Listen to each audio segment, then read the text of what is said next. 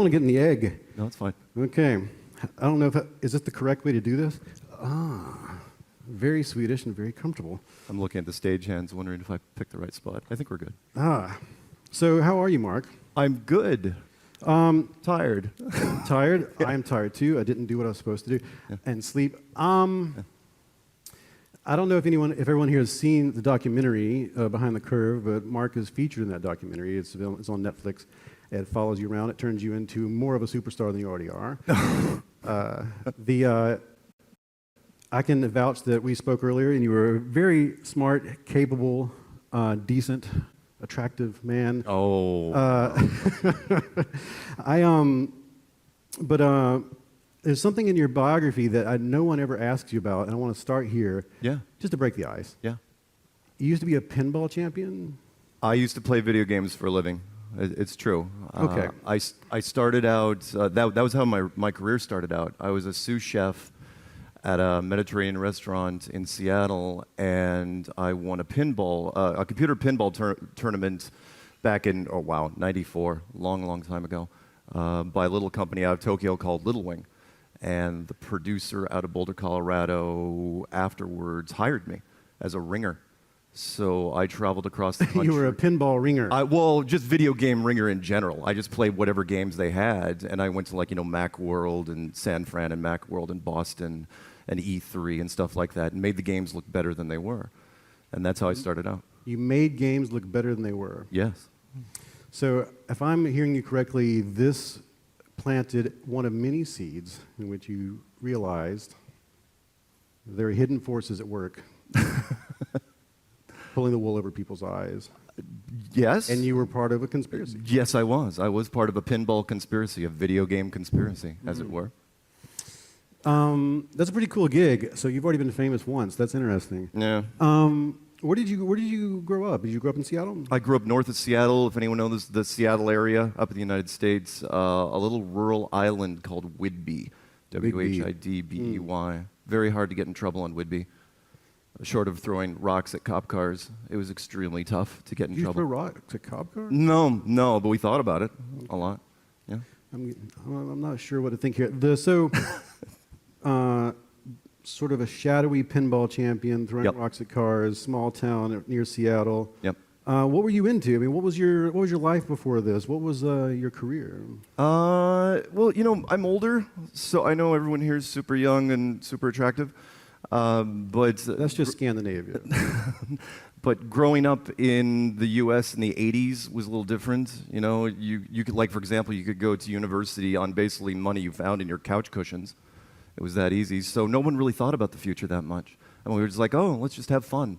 I mean, the 80s were just a big fun time. So, I studied business administration. I was like one of the few people in my university to have a computer in their dorm room. So. What was the early internet like? What I'm getting to here is, how did you get into this conspiracy? Oh, how did I get into it? But before we get to the big one, I was on the early internet like a lot of people were, and there were conspiracies everywhere. Oh yeah, America. It's America, right? We have the best conspiracies, just so you know. I have the figures here. This is a good time to tell people this. In the United States, because you wouldn't know this because you're the most skeptical country in the world, but in the United States, 60% of people believe that the JFK assassination was a conspiracy. 60%, so the majority of Americans. Sure. 25% that Barack Obama is secretly a Muslim or a Kenyan or both. Yep. 25% believe 9/11 was an inside job. Yep. A quarter of the country. 21% think that the government is covering up alien contact. Yep. 20% believe vaccines are a conspiracy in some form or another. Mm-hmm. Yeah. You're not in on that one? Okay, we'll get there. 10% think that fluoride is some sort of conspiracy. Yeah. 6% say the moon landing was faked. 5% say the airplanes are producing chemtrails. Right. And 4% believe that the world is secretly controlled by reptile overlords. Yeah. 4% is 12.3 million people. Yeah. And let me throw a quick. You are the expert. Tell me. Well, no. Let me throw in a few more. We can talk about whatever you want, of course. I know we're going to be limited on time, but think of the ones that are out recently that polarize our country even more. Like just about every Democrat in the United States believes, and maybe some of you as well, that the Russians helped Donald Trump get elected. And every Republican believes that Hillary Clinton had some sort of kill list. And just about everybody, doesn't buy that Jeffrey Epstein hung himself in that jail cell. All right, and Pizzagate and QAnon. Yeah, and Pizzagate and QAnon. There's all Pizzagate is particularly troubling because someone actually went to the supposed pizza parlor. I don't know if anyone here has have you heard of Pizzagate? Okay, that scares me. It's not my favorite, but go ahead. It's not your favorite? Neither is it is not mine either, Mark. So yeah, someone actually went to the pizza parlor and shot at people and had to be, taken to jail, and someone almost died because of that. Yeah. Yeah. Because they went there to see the ovens that supposedly Hillary Clinton was putting children in. Right. In the pizza parlor. Right. Yeah, we're in a very conspiratorial period of Very. time, and some would even say the President of the United States is a major conspiracy theorist. He was the person who made the birth certificate very popular. Oh, yeah, the birthing thing, where was He Obama sort of- born? he sort of created birthers. Yeah. Okay, so when I read that list, before we get into this next question, when I read this list to you, do you believe all these? Do you think that some of these are questionable? If so, which ones? No, I mean, I have an opinion. That was kind of how I got into what I got into now, which is I have an opinion on just about every conspiracy. I mean, in the United States, there are, as you read off, a ton of conspiracies, and a lot of people believe in them. And there's also what I like to call approved conspiracies. On top of all those on the list, the things that the media will talk about, but of course they don't use the word conspiracy, they usually use the word scandal. So the Enron scandal, it's fine, it was a massive conspiracy, of course, but they don't like using that. And if somebody dies, they call it a tragedy.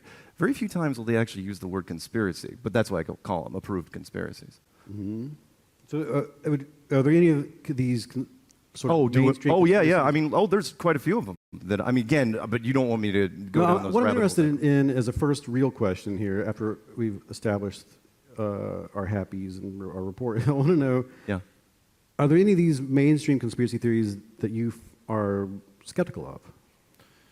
Sure, but not necessarily skeptical of as much as I'm not a fan. Meaning, as far as my list of priorities, conspiracies that mean anything to me, there's a whole bunch that I just don't, since what I'm into now, I don't really care. They're all been bumped down to second or third tier. For me, a conspiracy carries weight if, and I hate to do this to you guys because I'm not your normal conspiracy guy. I kind of flip on the other side and I say, okay, I look at it in the terms of why and would I do it if I was them? The greater good question. When you get up to a certain level of power, you do things for the greater good. You make decisions that the general population doesn't get a chance to make. And so would I make those decisions? So in a lot of the cases, yeah, but that's how I weigh them. JFK, for example. You're with the JFK seems reasonable to you. JFK was the first conspiracy I got into. If you guys don't know, if you follow they have to know. Well, yeah. No. I mean, how it got introduced really to the American public in mass was, of course, the Oliver Stone movie, Oh, yeah, for JFK, sure, yeah. in the early 90s. And that literally was, I grew up on a rural island, and I was naive about everything. I literally thought that nobody lied ever about anything. Why would someone in authority, why would a politician lie? Why would a corporation lie? It's like, it was the 80s.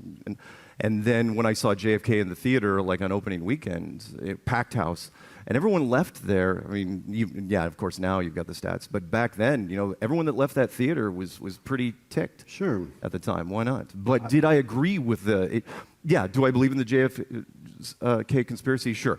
I mean, come on, a lone gunman that was then killed by a lone gunman. Come on. But at the same time, I believed in the why. I understood the why, which was I'll tell you guys. Why not? We're family, right? Which is but he was if you want to know why, in my opinion, why JFK was taken out was because I'm not trying to be casual when I say this. He was a long-term problem, which was he was killed in '63. If he isn't assassinated in '63, what happens in '64? He's reelected. He goes from '64 to '68, and then of course Robert comes in '68 to '72, and then '72 to '76, and by that time we may have forgiven Ted for his sins, Ted Kennedy, who ended up being a senator forever. And so he was a long-term problem. And so I looked and I was like, okay, if you're the military-industrial complex, do you make that move? Yeah, I probably would. I understand. Sorry, I hate to say it. What I'm wondering, though, is the reptile overlords thing. The reptile? No, I'm not a fan of reptile overlords. Okay, let's do stuff that's not even on there. Do I believe that Elvis is still around? No. Do I believe necessarily in the Pizzagate thing? Not as much. It's not my favorite. Yeah. But there's a lot of them. You know, I say sure, why not? But you got to remember what I'm into now. Flat Earth. Yeah, we're going to get there. Yeah, what I'm into now means that I can't judge anyone. I literally, if I start my day with that, how can I look at somebody when somebody says, "Oh yeah, by the way, I know a guy who says that Bigfoot had Elvis's baby." Beforehand, I'd be like, "Get out of here." But now I'm like, "Yeah, I'll give you 2 minutes, sure." This is why I was asking these questions. This is what I was leading you into, and I'm sure you realize that. I've never spoken to someone who believes in the flat Earth conspiracy theory, or I don't even know if that's even offensive to you to call it a conspiracy theory. But we called it a theory. Sure. Okay. Yeah. And I was wondering how someone. This would be a very grand conspiracy, and I was wondering if you had skepticism toward the other conspiracies that are kind of grand, like the reptilian thing, or even Elvis can be considered way off the charts. And I'm assuming you have a different sort of empathy toward people who are believers of those things. You don't just completely disregard.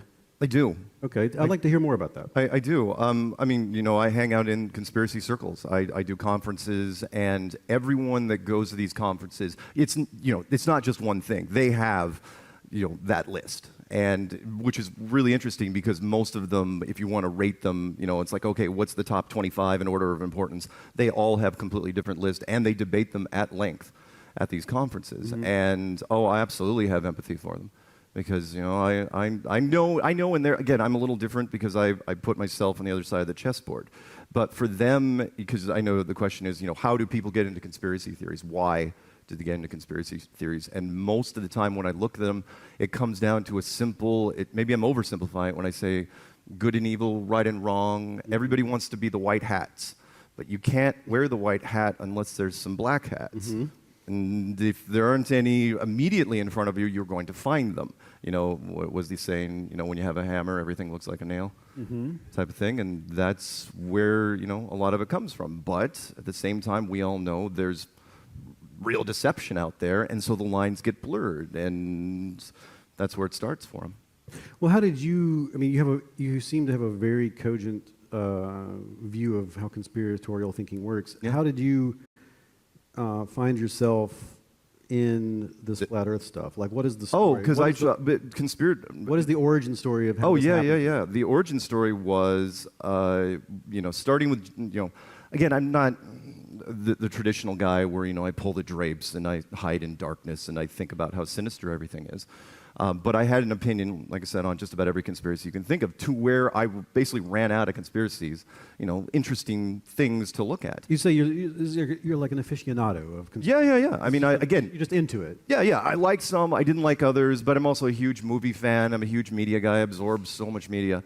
To where conspiracies are just part of that media, to where I got bored. I mean, back in 2014, I honestly thought I'd basically finished the entire conspiracy library. And then I thought, okay, well, there is one thing that's on my bucket list that I probably shouldn't look into. But you know what? It's on my bucket list, and I'm not getting any younger, so let's do it. And that's when I clicked on the first one. It was made by a guy in Germany. I think his YouTube channel is called Caesar, Caesar, and he was talking about flight routes in the southern hemisphere. And what was interesting was, I don't know if they talked about this in the documentary, was when I clicked on it. And remember, I'm living by myself in Boulder, Colorado.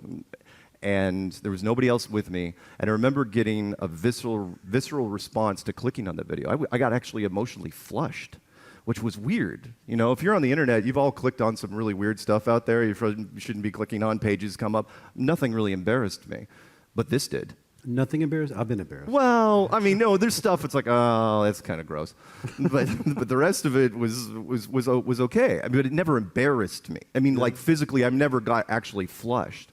And that's what happened when I looked at this. Why this? Why of all things? Well, that was just it. That's what I wanted to know. You wanted to know too. I was very, very curious. And then of course I said, well, okay, I got past that initial reaction. I will try to shoot this down. Yeah. Everybody in the community that I'm in, every single one of them tries to kill it. Everybody says it's the dumbest thing ever. No one should ever look at it. And one of the quotes I have that I put in the book was, every day I wake up and I try to destroy flat Earth, and every day I fail. And I try all the time. And that's how we started. And so I tried, there wasn't as much content out there. So I tried for about 9 months, from summer of 2014 all the way up until about February of 2015. And then I did the dumbest thing ever. I said, okay, internet hive mind, because all you guys I know are pillars of intellectual prowess. I said, show me where I'm wrong. And I made a series of videos called The Flat Earth Clues, and I put it out there. I said, with, of course, all my contact information, which is super smart to do. Give my name, my email, my phone number, my physical address, my bank account numbers, routing numbers, and passport number. And I put out there and I said, show me where I'm wrong. And I thought that some intellectual would call me up and blow the thing just out of the water immediately. And instead it was the opposite. People just started calling for, forget about the media and just general people. It was the subject matter experts that blew me away. All the people from all branches of the military, and surveyors and engineers and pilots. In fact, one from KLM. When a person like this would reach out to you, what was it like? What would they say? Oh yeah, it was always kind of like this weird hesitation where they would say, you know what? That's not the craziest thing I've ever heard, and here's why. It was completely unsolicited. If I ever live long enough to write an autobiography, that's what it'll be called. But pilots would do this. Yeah, the pilots would do it. They'd say, you know what? Everything we look at, it was from the front of the plane. They go, yeah, everything we see is this flat horizon that always rises at eye level and all the other things. And it's weird because there's this paradox, they would say. It's like, we all know, of course, it's a globe, right? It's a globe. But what we see, the pilots see, is not. Mm-hmm. And they said, we're good, always the same thing. It's like, they wanted to talk about it, they wanted to research it more, which of course is the overarching theme. And again, I don't know how much time we have, but the overarching theme of our groups is, look, don't take my word for it, just do your own research and ask questions. When I made the clues, they were not hard. They included no math, no physics, no engineering. It was just, okay, connect the dots. Here's where I think it leads, and then it just kept getting reinforced and reinforced and reinforced to where now we're on tour this year. This is my 4th thing I'm doing this year. I still have 3 conferences to go. How many countries have you been to? What kind of, just recently? This year? Just name some countries you've been to. Oh my God. Okay, we'll just do this year. We did Calgary, a conference in Calgary, Los Angeles, Auckland, and UK, which tomorrow I'm flying out to UK, and then we're doing South Carolina and Dallas, Texas. But and this. So yeah, it's gotten really, really weird. Yeah. It's hard. Yeah. It's hard to explain. It just keeps. It's this steamrolling thing that just drags me along. So there's a big society now, and your videos are getting millions of views. It's interesting. It's you reached out to the stage, and then that you were brought onto the stage, basically. Yeah. And so it's a story a lot of people have when it comes to finding stuff on the internet and then becoming part of internet culture. Yeah. Like you have become a celebrity for a new era. How most people do. Yeah. But I did everything to not make that happen. You guys don't know. When I built my YouTube channel, I literally turned off likes and dislikes and comments, and didn't monetize anything for at least the first 6 months. And then finally Google reached out to me and said, hey, you know what? You might want to turn on monetization because you're getting quite a few hits. I honestly didn't pay attention. I was just waiting for the phone calls and or emails. Mm-hmm. But yeah, the internet built this. Yeah, social media is a fertile ground. It was interesting to me that you discovered this through YouTube, and then I'm assuming the algorithms probably fed you more information, and you started to get sort of locked into, maybe you haven't seen this video, but you should. Yeah. And then that became an exploratory thing, which would be like research. Yeah. And you started to build a case for this emotional reaction you had to that first video. Yeah. And then when you put out your own, it spread that emotional reaction to other people, and they would do something similar. And so the community is being built algorithmically at the same time that you're putting effort into building the community, and now you're having conferences around the world. And it got easier as we went along because, as you know, everything on the internet sticks. So as more content, when I was doing the videos, there wasn't that much content out there, but people made more and more content along those lines. They all started with the same journey. It's like, I hate this. This is the most terrible thing ever. I'm going to disprove it. And when they started going into it, but as more and more people got inspired and made more videos, it became easier for people to come in. So after the first 18 months, if you got into it, there was this wall of content that was out there. It was massive. And then there was a shock and awe where people were like, wait, when they got into it, it's like, oh, I'll do a search for flat Earth and just, it's like, what? It was like a secret corner of the internet you didn't know existed, and it just appeared within, a calendar year. Yeah, that's another thing that makes this really fascinating to me, is that this is a very young conspiratorial community. Oh, yeah. I think you started, what, 2015, 14? Oh, yeah, I'm one of the oldest in it, and I've been doing it 4 years. So it's something that I don't think could have occurred. I mean, this happens naturally throughout human history, but this quickly, and for you to go from looking at it from being a audience member to being the person creating the audience in just a couple years, that is something that really is a testament to a sea change in how media works. Yeah. Social media and 6 billion smartphones have changed everything. It is incredibly fast. What do you think would have, if it hadn't have been for just social media? Let's say you had found this in the library, you'd read it in a book, and it was the 80s, as you said. Oh yeah, there's nothing you could do. Yeah. I mean, well, if you're going to use that, I'll use the example of people have been, especially in our country, people have been suspicious of the American space program ever since it happened. Ever since they shut it down. The moon missions in 1972, But what are you going to do? I mean, the best that anyone could hope for was maybe show up at a UFO convention and pass out some photographs, some Xerox copies of things. There was nothing connected to anybody. And so, when the internet first came on, oh yeah, all the old conspiracies, the older ones, got new life breathed into them. It was like anything else. You find out, oh, there are people outside of my hometown who are into this, and now we can form a community. Yeah. There's two aspects of that I wanted to ask you about before I ask you some specifics about what this actually is all about. Sure. You mentioned in the documentary, and I don't know why, this just rang in my head ever since. Yeah.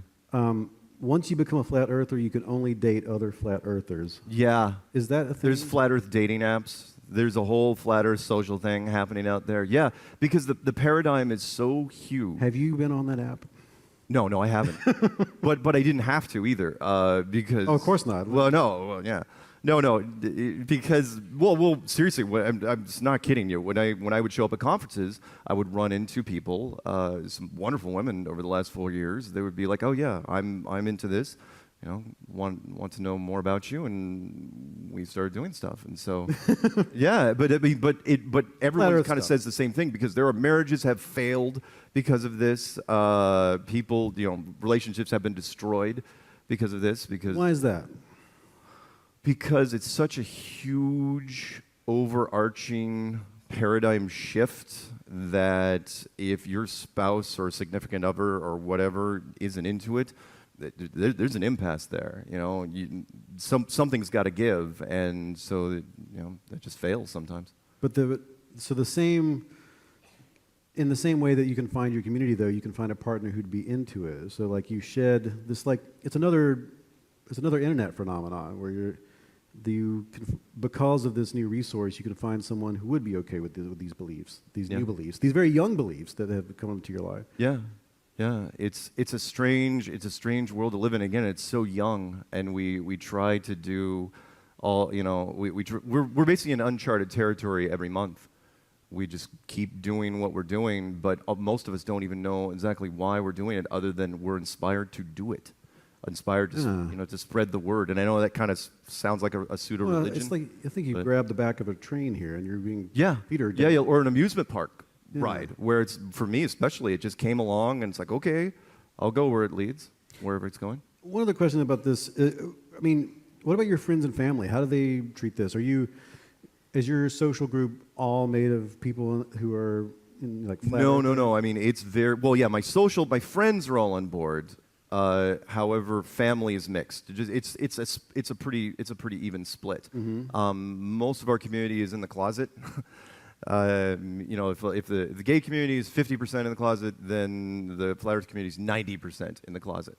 And I know this because I get emails all the time, mostly because they're afraid of the standard stuff, being ostracized by friends, family, or coworkers. And they, mostly coworkers. That's always the big one. It's like family they can deal with, friends they can deal with, but you have to go to work every day, or maybe you don't, and you don't want to catch that sort of grief. So for me, it's the same sort of thing. I have cousins that are into it that will not come out. I've got, people that hate it. My sister just loathes it. She just absolutely, especially since the documentary came out, because she couldn't escape it at that point. Because once it hit Netflix, there were people emailing her saying, "Oh, I saw your brother. Oh, I saw your brother." Yeah, she didn't want to hear that. That was a bad I can thing. imagine. Yeah. It's like joining a religious faith that you don't agree with, or something that it's a belief system. That's the thing that makes this fascinating. And as far as psychology is concerned, a belief is a belief is a belief, neurologically, biologically. Sure. So that's why I want to talk about what you actually do believe, or as we would say in the business, your claims. Right. So I'm going to get into this, and if I'm not really watching the time, so somebody might have to grab my. Who has the time? My ankle. I've got it right here. Who do we watch? So very simple questions. No judgment here. I'm just interested. Ask. Seriously. I've heard it. I got yelled at by a lot of drunk people in Dublin 2 days ago. So I was doing street activism in Dublin and Belfast. Wait. Street activism. Oh my God, yes. Well, in the UK, it's a big thing. There is street activism. People get so pumped up about this that they will set up banners and hand out leaflets on the streets. Flat Earth. Yeah. Absolutely, and they invited me because the conference is in the UK. They said, "Hey, would you mind traveling on part of our tour to some of these cities and do street activism?" And I said, "Sure, why not? What's the worst that could happen to go to Belfast and Dublin and set up banners and Bad things could happen. and hand out stuff and have guys stagger up to you and say, what?" So I did that. How did it go? It went actually really well. It was surprising how many people knew who we were. Yeah. And from different countries. That was weird. When we were in Dublin, we had people from who'd seen the documentary or watched something on the internet. Yeah. South Africa, Australia, Bolivia, some schoolgirls from France, a bunch of Americans. I mean, we had at least, 10 dozen people that showed up and took selfies because they knew us in like a really short amount of time, if that gives you any idea. Wow. Yeah. It's a excuse me. No. It's a worldwide Yeah, movement. worldwide. So, what is the Earth really? What is the Earth? What is the Earth? All right, I'll give you the short version real fast. So, mainstream science will say that you live here. Ooh, props. You have a prop. I know, right? I was not aware of this. I have two This props. was not cleared by security. No, we didn't script this. That you live on a little rock flying through space in multiple directions in an impossibly huge universe, and that you're insignificant and you don't mean anything. We say differently. We say that you live in a flat enclosed system, like the ancient cosmologies have said, years and years, centuries ago, if not millennia ago. And that there may be nothing outside of this. All the stars and the sun and the moon are on the inside, and you are incredibly significant. You are incredibly important, incredibly special. There's a theme there. But there's a catch. And again, every flat earther, which might attach to some of your questions, which is, do all flat earthers agree on exactly what this looks like, the dimensions and all the fundamentals of it, and the physics and the engineering? No, not at all. There's massive dissension in the ranks. However, what everyone can agree on, which is why I use that Scottish Highlands reference, everyone in the flat earth community, again, can agree on one thing. It's like, it's not this. There's something wrong with this. There are way more, and you're a big writer, there's way more plot holes in this than there is this. And if you know what, I'm getting ahead of myself as far as why it resonates. You have the stage. Go for it. Oh, okay. Well, why it resonates? Why am I doing so many conferences? Why am I even here? Why did I just do that television commercial in Australia? Why all these things? Because we have now created a way of explaining this that's easier than this. And you're saying, well, yeah, but that doesn't mean that it's right. And I'm just going, well, Sun Tzu, The Art of War. People are like water. They always take the path of least resistance. They always will go for the easier thing, and because of that, it has resonated. We use very little mathematics, very few physics, although we do memorize a lot of basic things, and that's how we see it. I hear what you're saying, Okay. that it's simpler, but it doesn't seem simpler to me. It seems very complicated. Well, of course. Because the first thing that makes this complicated to me is that seems like it's something that isn't naturally formed by the laws of physics. It seems like it's constructed. Absolutely, one of our points, by the way. Oh, and let me throw this in here really quick. Okay. I don't want to jump around too much, but one of the big things, and again, I don't know the denominations of this room, but at least half of our members, at least in the States and most in the UK, are hardcore Christian. And so the cosmology, and they have latched on to the King James Bible in a big, big way and gone through it with a fine-tooth comb and said, well, basically the Bible is a flat earth book, with the exception of maybe one verse. And because of that, yes, what you were saying, this is not any sort of, it looks, built, it looks constructed, and that's our point, which is, okay, well, if it was built, then it was built by someone. And whether you believe it's some ancient civilization that's much older and more powerful than yourself, or Santa Claus in a bathrobe, you're really kind of splitting hairs. So it could be gods or aliens that are like gods. Exactly. Did God make it, or did God subcontract out the work? I thought the Bible said that there were four corners of the earth, so it would be like. Oh yeah. Well, yeah, in most of the models, as a matter of fact, because as you know, machines have a really hard time. Machines think really in squares. They don't. It's hard for a machine to think in circles. Most of the big models of this would be this sitting on some sort of squarish thing, but it's not as easy. But you don't believe it's a square shape. It is a disc. Oh, might be. Well, I mean, on the outsides, it might be a square, but this part that we're living on is a disc. And why the dome? What is this purpose? Oh, why do you have a dome? Because I've seen models that don't include the dome. Okay. Good point. You've done some research here. In our community, maybe 70% of our community believe in the domed model, and another 30%, which is not a small percentage, believe that there is no dome, that it's an infinite plane. But most of the people believe that for a reason that they don't like being fenced in. They feel claustrophobic. But the dome, from a physics standpoint, works way, way better. And how is the math handled where if you're on an airplane and I go this way, which the way I understand it, you go around the planet to get where you're going, and it'll be faster than going this way. Right. How does that handled with this model? Oh, no, it's good. And so, people, first off, they say, how do you circumnavigate? If you take off in one direction, people have done it in planes, right? And you come back to the other direction. If you take your finger on a dinner plate and you move it around the outside rim, technically, and you come back to the same spot, technically you've circumnavigated that plate, but it's not a globe, it's not a sphere, it's not a ball. But I'm not judging, but I'm saying, it seems to me if you were doing that as a pilot, you'd see the edge the whole time you're making the circle, right?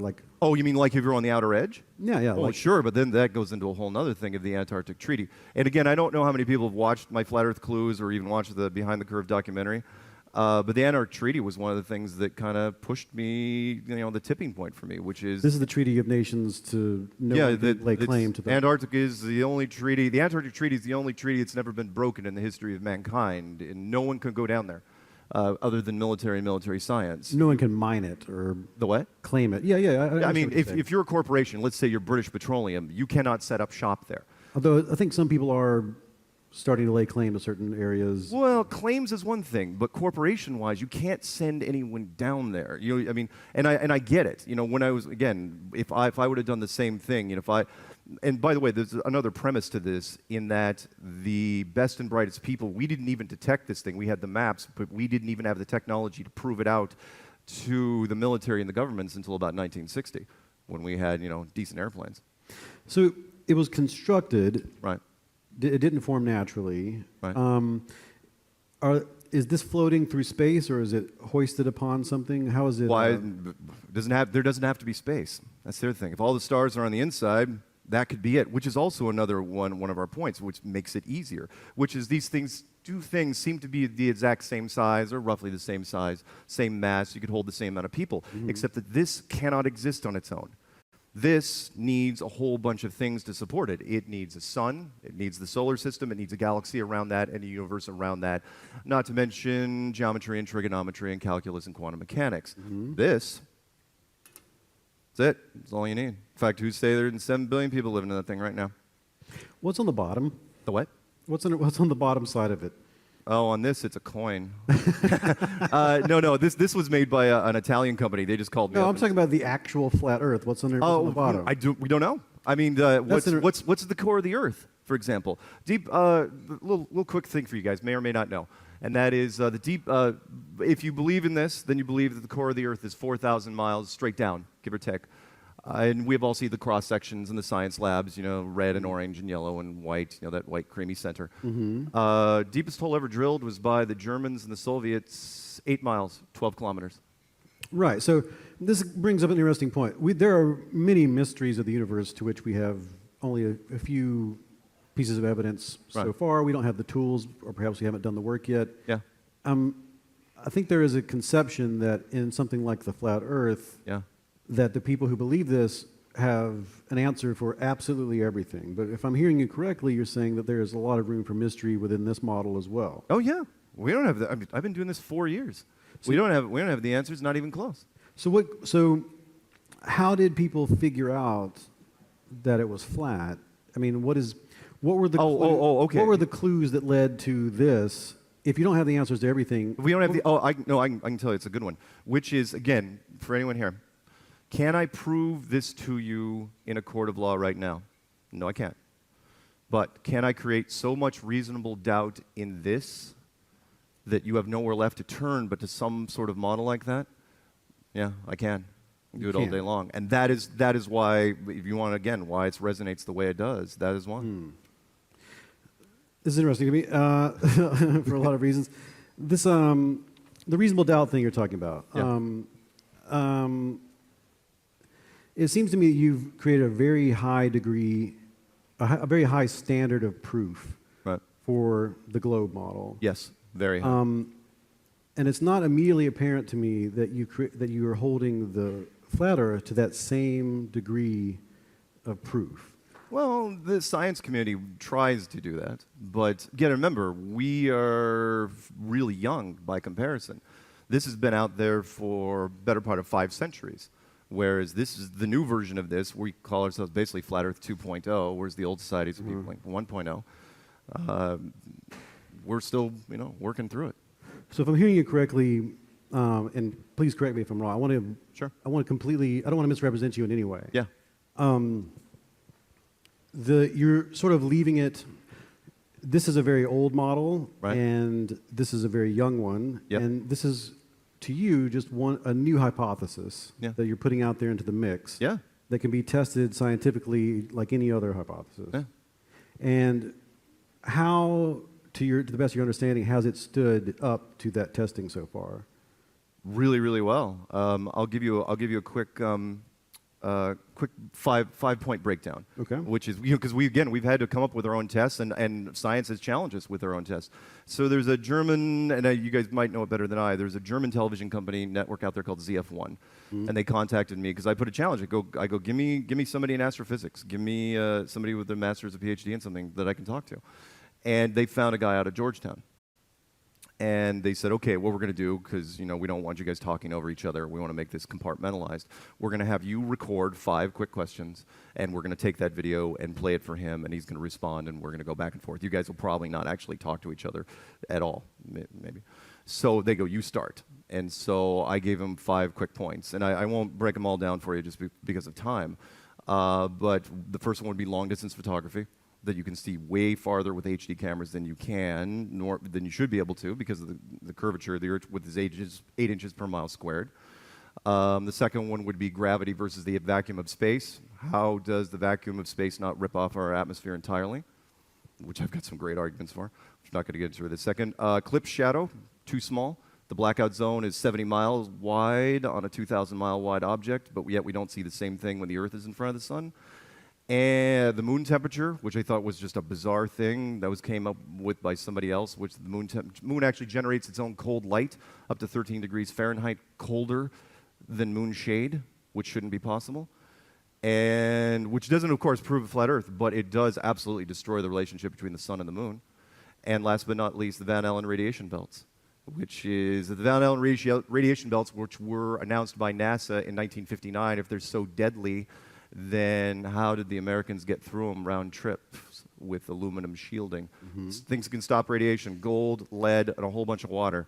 And you can't put those on any capsules. Nobody died, nobody got cancer. There's still 5 of them walking around today. So, and anyway, fired off those 5 points, and he folded like a card table immediately. Who did? The guy at Georgetown. Oh. And he folded, and that was it. ZF-1 got really bent out of shape, and they said, oh, crap, and they couldn't run the segment, and that was it. I still have the thing recorded on my channel as far as the interview with me and ZF-1 as they were like setting it up. Yeah.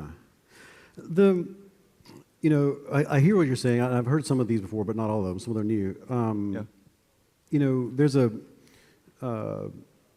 when you move into the like rhetoric and philosophy, they talk about putting things into context, and this isn't.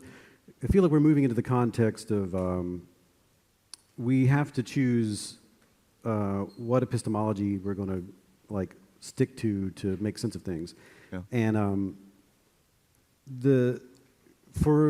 to take this and move it into as a competing hypothesis with other hypotheses, you have to disregard a lot of testimonies from researchers and from astronomy going all the way back to the Greeks, and you have to disregard a lot of stuff. Yes. And and throw out a whole bunch of new stuff as well. Correct. And there's also photographic evidence that has to be explained in some way or another. I guess what I'm interested here is we could all be in a simulation, right? Oh yeah. As As a matter of fact, I'm a huge simulation guy, by the way. Right. So that's when you throw something like that out, it makes nothing impossible. Nothing's impossible. But to have any reasonable scientific discussion, we have to say you have to stay away from simulations. You don't have to stay away from it, but you have to say we're using some standard by which to determine whether or not we have confidence in something. Right. So when it comes to, let's say, the flat Earth, from 0 to 100, what would you say your confidence level is that the Earth is flat? Extremely high. Is it 100% or is it? Well, it can't be 100%, but I'd say 99.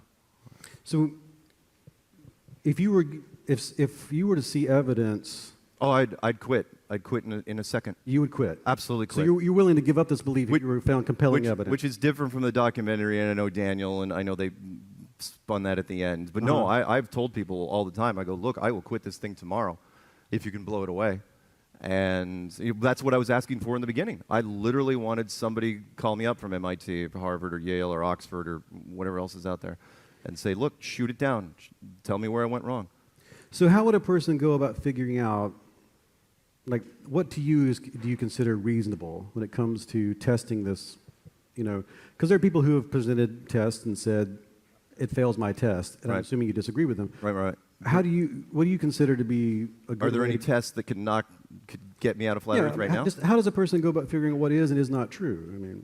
Just in general, what is and what is not true, or just with this? Because apparently the methods we're using don't apply very well to this, or for some reason there's some reason you don't trust the current evidence that's out there as being worthwhile. Right. Well, the American space program was easier for us because remember, Apollo was in doubt way before this. Apollo was doubt in the 1970s. So by the time this came around, every doubt that anyone ever had about the American space program was then reinvigorated. So that was the first thing that everybody goes after, which is you have to dismiss basically the entire space program. Yes, it's not hard to do. I could show you a random shot from Apollo 12, put it up on screen, and I'd say, look, I see at least 6 things wrong with this. How many do you see? The point is you shouldn't see any. So why are they there? And then you have to go after the space programs first because a lot of people lean on that. However, I will put this to you guys. There was a great line by George Orwell, from 1946 when he wrote it in the Tribune. And he's not a flat earther, right? But he was talking about the responsibility of science because we all take everything that science says for granted. We just do. If you wear a white lab coat and walk around, massive amounts of credibility. So he said, you could go to anyone in the street and ask them how they know the world is a globe. And their first answer will always be the same. It's like, well, what are you talking about? We all know. It is known, Game of Thrones. It's a given, right? It's a given. We all know. And then you push them on it. And he said this. He goes, you go, really, how do you know? And then they start getting angry because they realize they don't. Remember, this was 1946. How did everybody in the world in 1946 know it was a globe? NASA wasn't founded until 1958. How did everybody know this? And it wasn't because you knew, it's because you were told. That model had been in... And this is a big sticking point for you, the idea that I feel like you're the kind of person, and I've met many people like this, and I think it's fantastic, that you would rather do your own research in one way or another. That Yes. You want to see for yourself. Yes. And it's difficult to trust whoever these people may be, even if they are people in lab coats. I'm a big believer of science, but I think that science has kind of jumped the rails and jumped into what I call scientism, to where they just assume that's like whatever we say, people are going to buy. One of my favorite quotes is from Neil deGrasse Tyson, and I put this in my usual presentations, which is he came out and he said, "Science is true whether or not you believe in it."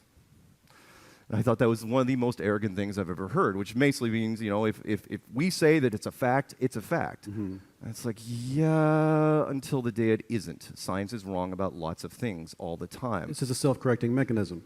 And if I'm hearing you correctly, you're saying that you're totally down with the scientific method. It's the Scientific method, we do it all the time. It's the scientific institution that you find most of your mistrust. Yeah. And that if you could apply the scientific method to this model and it turns up it's not a great model, you'd be willing to give it up. Absolutely, I would. And again, Daniel and I, the director of the Behind the Curve, disagreed on this because he's, oh no, Mark will never give it up. What I was trying to get to say was the community would complain bitterly, and that whole mayor thing at the end. It's like, no, I'm not the leader of Flat Earth. I am like the freshman recruiter because I didn't invent Flat Earth 2.0. I did not invent this. Yeah. But what I did was I created the 101 book, and I hate using the term the Dummy's Guide for Flat Earth because it sounds redundant. But it's but it's true. I created the Dummy's Guide for Flat Earth, and I said, look, this is how you get into it. And then afterwards, that's how people got in. So I'm the freshman recruiter. We're pretty much at the end of our time, so I only have one more. I only can ask you one more question. Even though I feel like I could ask you 5 million questions. This is what I do all day. I talk about this. Yeah. Okay. Go.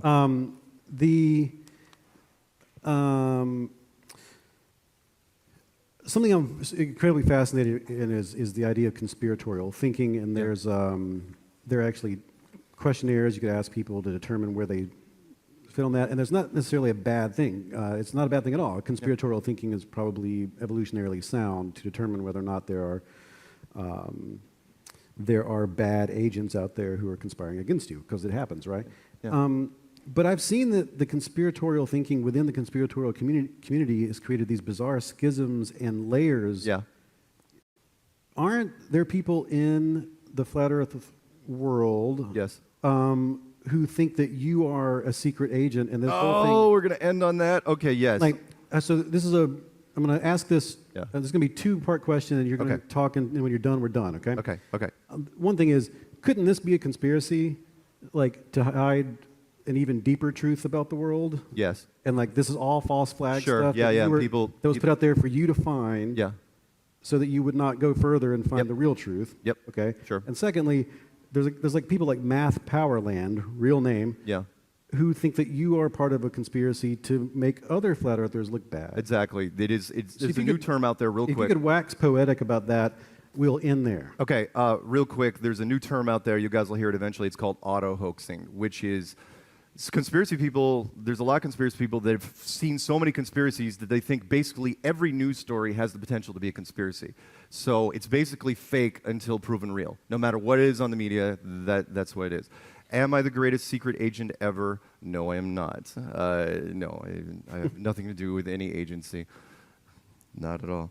No, I'm not. And but yeah, because of the conspiracy world, people will be suspicious. Most of it's just envy. Envy? Yeah, most. I mean, Math. The guy from Montreal. But to keep it on track, and I swear this is the end. Yeah. How would we know for sure that you're not an agent? How can I convince you that I'm not an agent? Yeah, or anyone. That's a good point. I can only lead by example. I can only eventually. Okay, I'll tell people. It's like, look, if you're an agent, if you're co-Intel pro guy, eventually you're going to go off road. You're going to take the narrative. You're going to take the narrative. I'm into Flat Earth. I'm in Flat Earth. Then I'm going to take it a completely different direction and go David Koresh and build a compound and have stuff like that. And it hasn't happened. I tell people, I go, look, I've been doing this 4 years. What's my grand plan? When am I going to reveal all the secrets? It's like, no. I mean, but that's the best I can do. It's like, look, I haven't done anything to make me look like an agent yet. So, but yeah, it's like me asking you, so how do I know you're not in the Ku Klux Klan? You just have to trust me. Exactly. Well, So. on that note, I put my trust in you, and from this point forward, I consider us fantastic friends despite being on the divide of an epistemic conundrum. Thank you so much for being here. Thank you. Thanks, guys.